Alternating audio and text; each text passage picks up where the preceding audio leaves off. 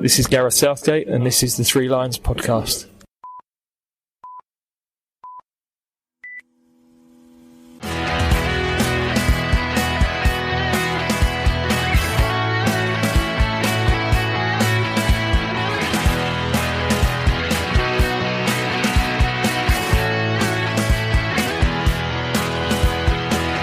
Hello and welcome to the Three Lions podcast. My name is Russell Osborne and this is an independent England football supporters podcast. Now, you've joined us in the second of our World Cup series. The previous episode was a look back on the very early World Cup tournaments that didn't involve the Three Lions, and we also factored in the 1950 and 1954 finals, the first two that England participated in. Now, like the European Championship series that I put together before the Euro 2020 finals, I spoke with various England fans who had travelled all over Europe following the team. As I mentioned in the previous episode in the series, I couldn't find anyone who went 68 or 72 years ago. However, this is where I hope the series really starts to kick in. That previous episode can be found at threelionspodcast.com. or your chosen podcast provider. Now, this episode, I have managed to have a chat with someone who went to Sweden in 1958. And it's not just anyone. It's a former England international who played in the tournament. And you'll find out who it is as this episode continues. But before that, let's set the scene as to how the team managed to get to Sweden in 1958. Which was the sixth tournament to take place. England's two previous World Cup qualification campaigns had been courtesy of the home nations tournaments. Now, for the first time, England were playing European opposition in order to get to the finals. This time, in a three-team qualification group featuring Denmark and the Republic of Ireland. And once again, England finished top, with Ireland second and Denmark third. In December 1956, we faced Denmark at Molineux, home of Wolverhampton Wanderers. England came away with a 5-2 victory. Goals from Tommy Taylor, he got a hat-trick, and Duncan Edwards got 2. Then in May 1957, 3 games. We played the Republic of Ireland at Wembley, winning 5-1. 3 goals again for Tommy Taylor, and 2 for John Atiyu. And we took to the road. We went to Copenhagen, Denmark, where we came away with a 4-1 victory. Tommy Taylor again getting 2 goals, John Atiyu again on the score sheet, and Johnny Haynes scoring. And then the last game in the qualifying campaign was away in Dublin to face the Republic of Ireland. 1-1 draw there sealed our qualification with a goal again from John Atiyu. February the 6th, 1958. The Munich air disaster. A tragedy that will forever be associated with Manchester United. The team returning from their European match against Red Star Belgrade. They stopped to refuel in Munich. On the aircraft's third attempt to take to the air in snowy conditions, it crashed at the end of the runway. And sadly, 23 people lost their lives that day, including Tommy Taylor, Roger Byrne, Duncan Edwards, and David Pegg, who all had 71 England caps between them. Of course, this was Manchester United's loss, but it was a loss for English football too, and indeed the English national team. Once again, Walter Winterbottom was in charge of the England team. This disaster would have a huge impact on his squad selection to take to Sweden, but he decided on the following 22. His squad consisted of 3 goalkeepers: Alan Hodgkinson, Sheffield United, Edward Hopkinson of Bolton, and Colin MacDonald of Burnley. Defenders: Tommy Banks of Bolton, Don Howe of West Bromwich Albion, Maurice Norman of Tottenham, Peter Sillett, Chelsea, William Slater of Wolves, and once again Billy Wright from Wolves. He again was the captain. In midfield, Edwin Clamp of Wolves, Ronald Clayton of Blackburn Rovers, Maurice Setters of West Bromwich Albion. And up front, Alan Acorte of Liverpool, Peter Brabbock of Chelsea, Peter Broadbent of Wolves, Bobby Charlton, Manchester United, Bryan Douglas of Blackburn Rovers, Tom Finney, Preston North End, Johnny Haynes of Fulham, Derek Kevin of West Bromwich Albion, also from West Brom, Bobby Robson, and making up the 22, Tottenham's Bobby Smith.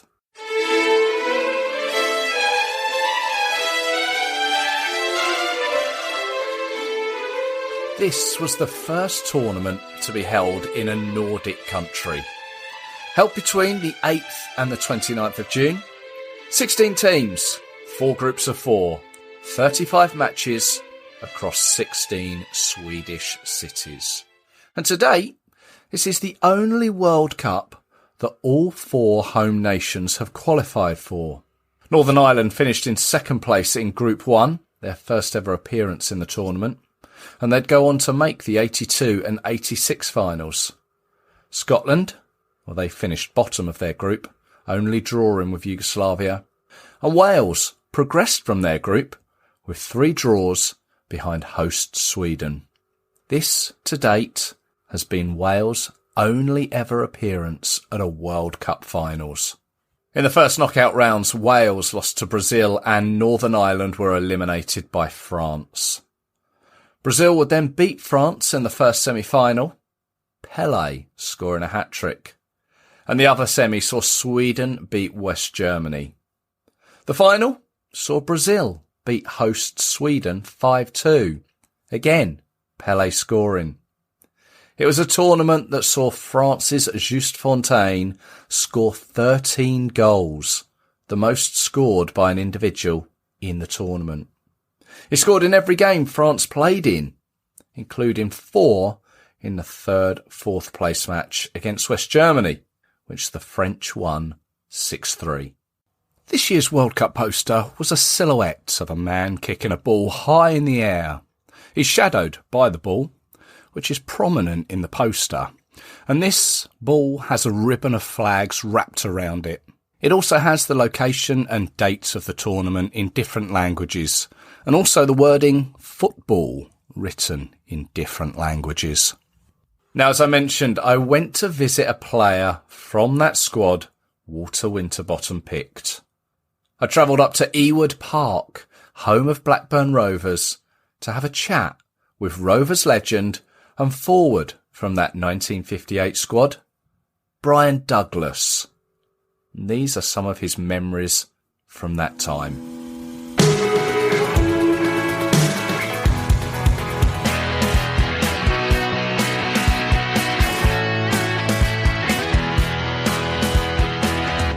Now it's my pleasure to welcome to the Three Lions podcast, Blackburn legend and former England international, Bryan Douglas. Hello, Bryan. Good morning. Hello there. Are you well?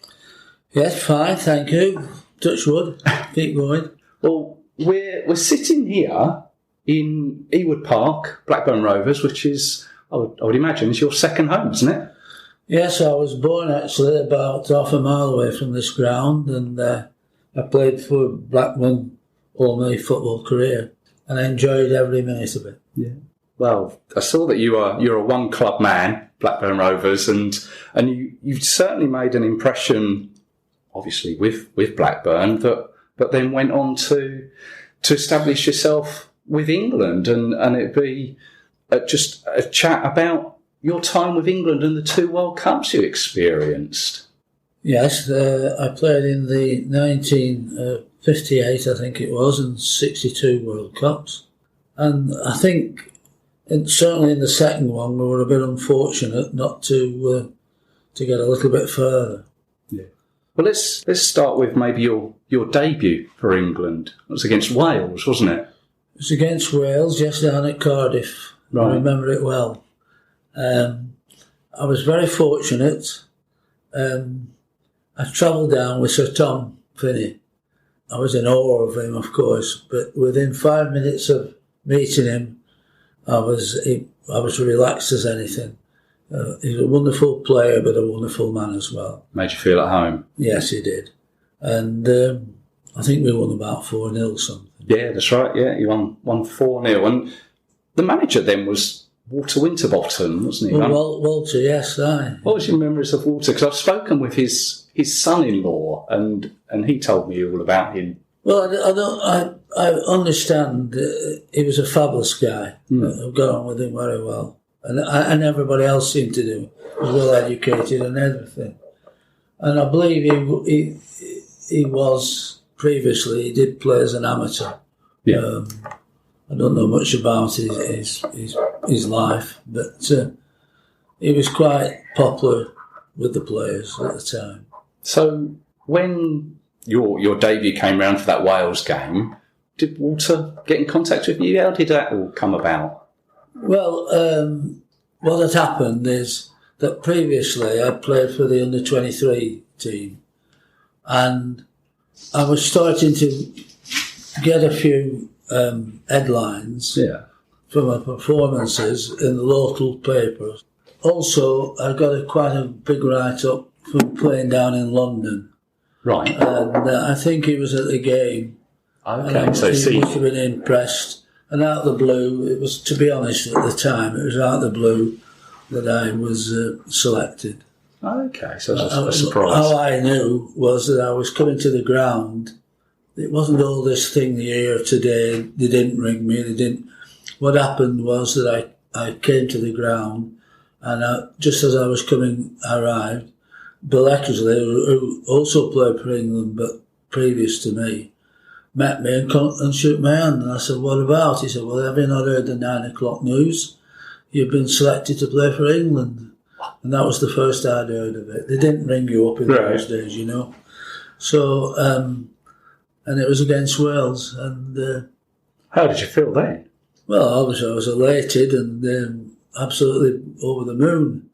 And not only that, Ronnie Clayton was also, my colleague, was also in the team. And travelling down to London on the Monday before the match, we met Sir Tom Finney, which made it absolutely, what a fantastic, not only a fantastic footballer, but a fantastic man. And, I couldn't believe that I was in the company of Sir Tom and being picked for England. It's hard to explain how elated I was. Well, certainly a feeling that I'll never have. I mean, you played 6 more times before that World Cup in Sweden. Because previous to that, England had been in 2 World Cups, I believe. Yeah. What was your sort of memories of previous World Cups? Have you spoken with previous players about their experiences? No, I didn't. Again, my colleague Ronnie Clayton was also part of that team. And I had played, by the time the World Cup came round, I'd played 3 or 4 times for England. And I knew most of the players. And it was in Sweden. Yeah. But it was, I think we made a draw with the eventual winners, Brazil. You did. So you believe that you played in 3 of the 4 games. There was a draw with the USSR, 2-2. There was a draw with Brazil, which was 0-0. Yeah. And then there was a draw with Austria, and that was 2-2. I think I played in the last 3. Did you play in the last one? I played against the USA, No, the USSR, then they had a playoff game. Yes, and I was left out. You were left out of that one, which we lost. Yeah, Braybrook played. Okay. See, memory's not so good. Because you played a few times in between that World Cup for England and before Sweden. Yeah. Did you feel you had a chance of going to the World Cup? Oh, yeah, I did, to be honest. Because we played the home countries. Right. It started with Wales, that was my first one.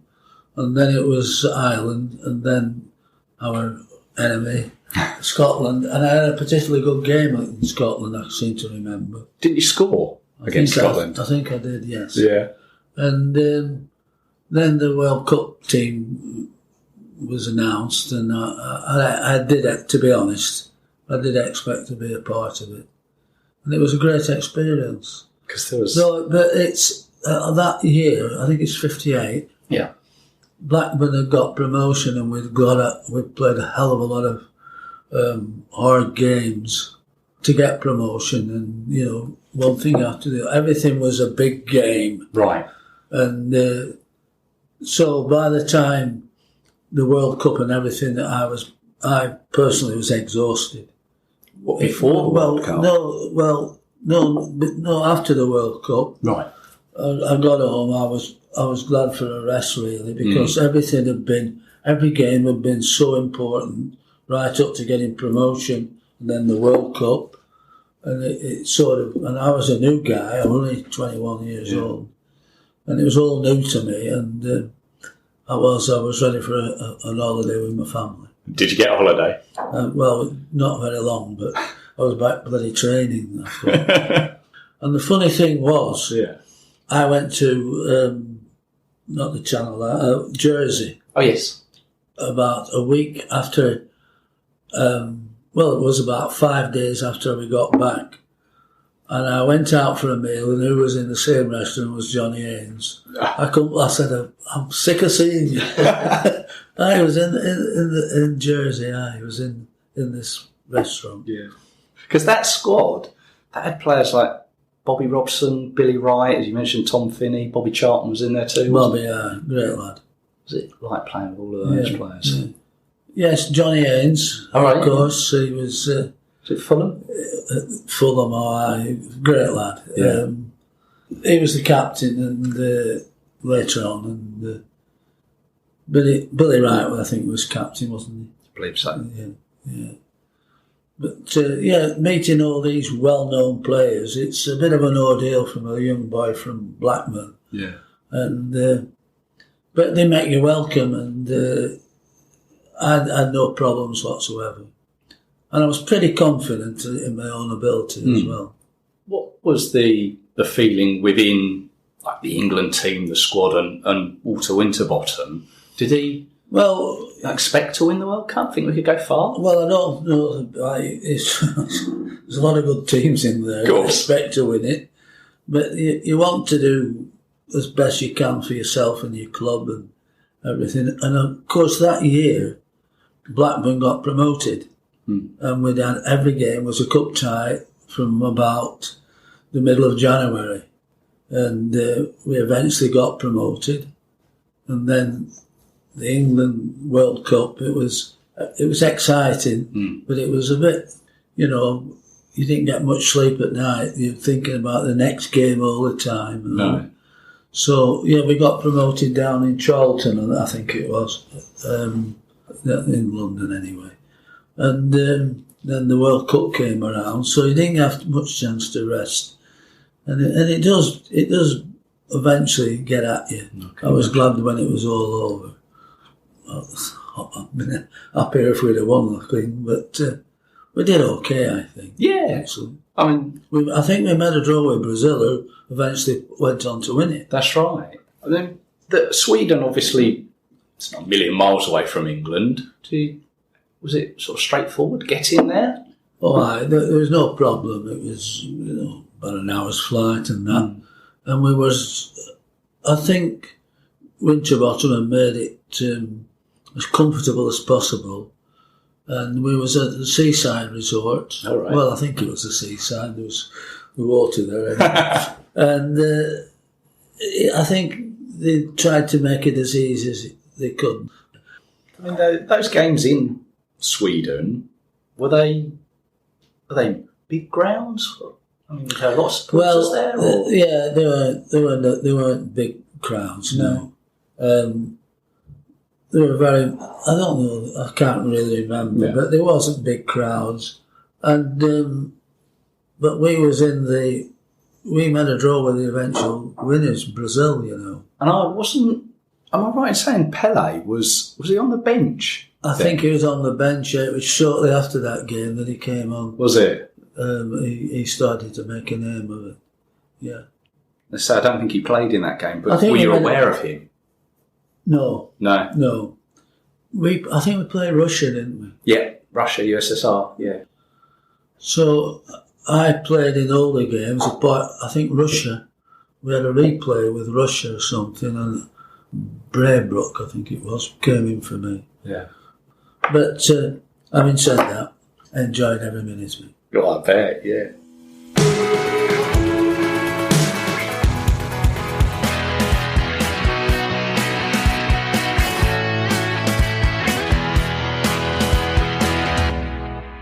Wow, what memories. Many thanks go to Bryan Douglas there for his time. It was an absolute joy to meet him. He had great delight in pointing out that a blooming southerner had come to visit him. I'd also like to thank Rob Gill for helping arrange this, and all at Blackburn Rovers Football Club for their hospitality. Bryan was also part of the 1962 England squad that went to Chile.